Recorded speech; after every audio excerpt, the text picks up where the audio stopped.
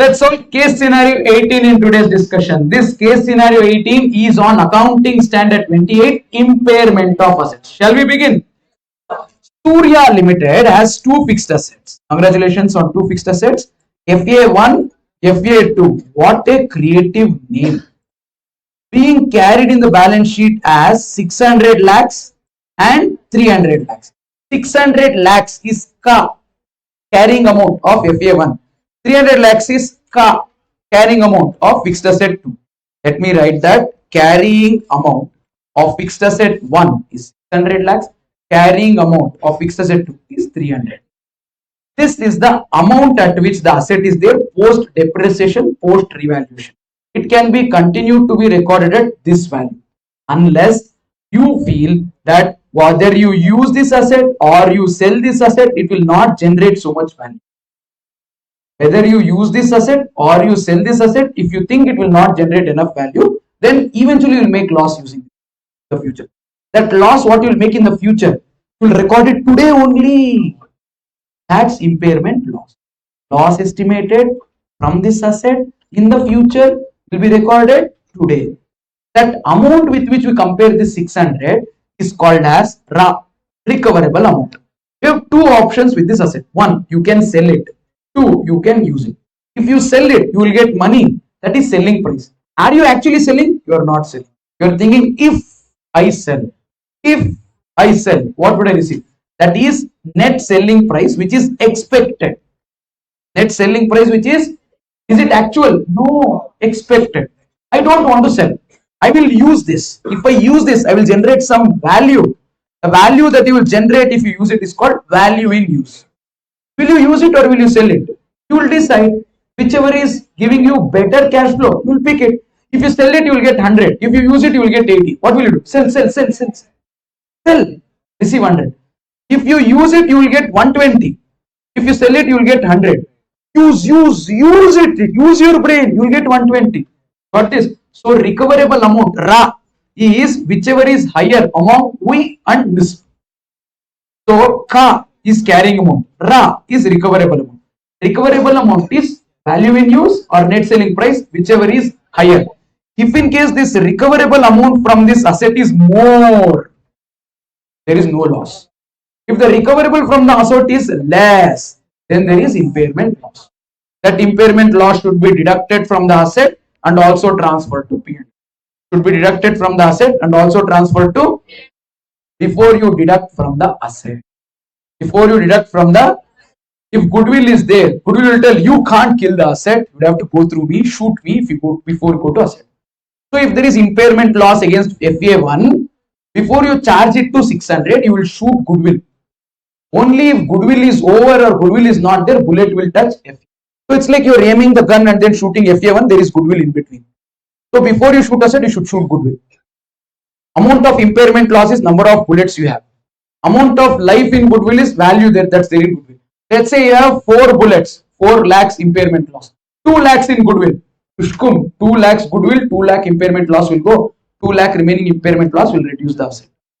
That is this side. We are doing double entry system. I have one more gun with which I will shoot this side. I will deduct it from asset. I will also transfer to P&L.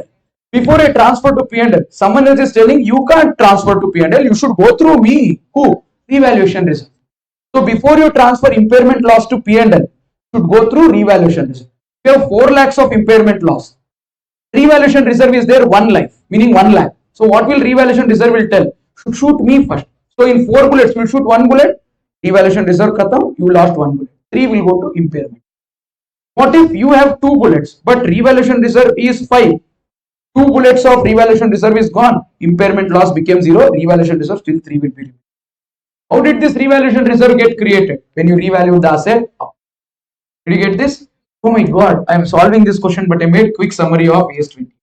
Let's complete this question anyways. It was anyways needed. Value in use of FA1 is 500 lakhs.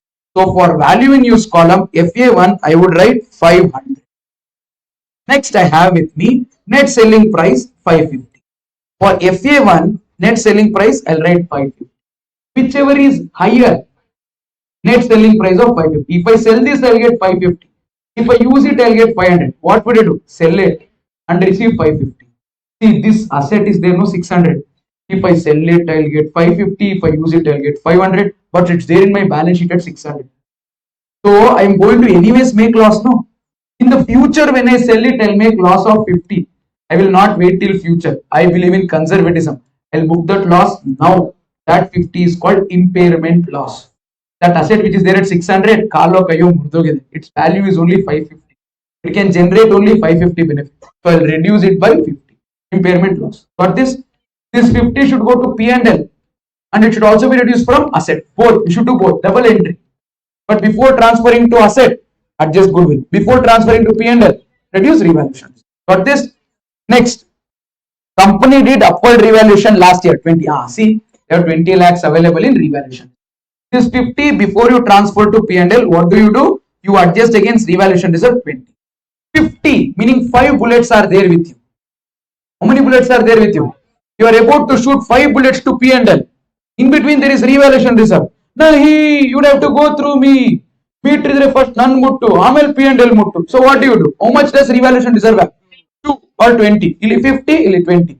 So 20 of revaluation reserve and 20 of impairment loss gone. 30 remaining in impairment loss.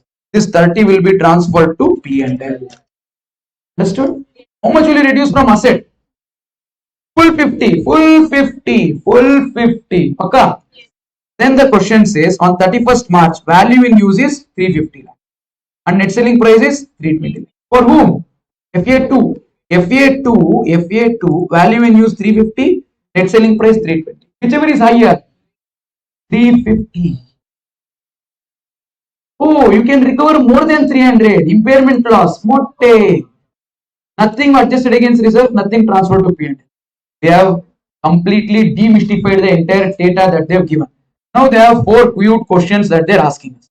How much is total impairment loss for current year? How much is total impairment loss? Impairment loss is 50. Hey, not 20, not 30. 50 is total. Answer is 50 lakh. Option B. See the second one. How much impairment loss will be charged to P&L? 1 second. 20 will be adjusted against reserve. 30 will be transferred to P&L. Answer here is 30. How much is the total impairment loss for current year for FA2? FA2 impairment loss is 0. That is nil.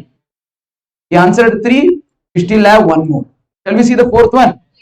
What will be the carrying amount of the 1st April for FA1? FA1 was there at 600. Am I right? We will impair it by 50. I told you, no, you will reduce the asset by still full amount. I would write that here. Carrying amount of the asset. How much will it be? Yeah, it will be, I'll write here. Ouch, oops. It will be 550. How do we get it? 600 minus impairment loss of 50.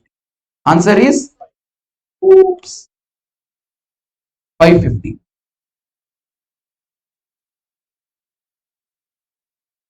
Pushpa, I made it fine. Got this?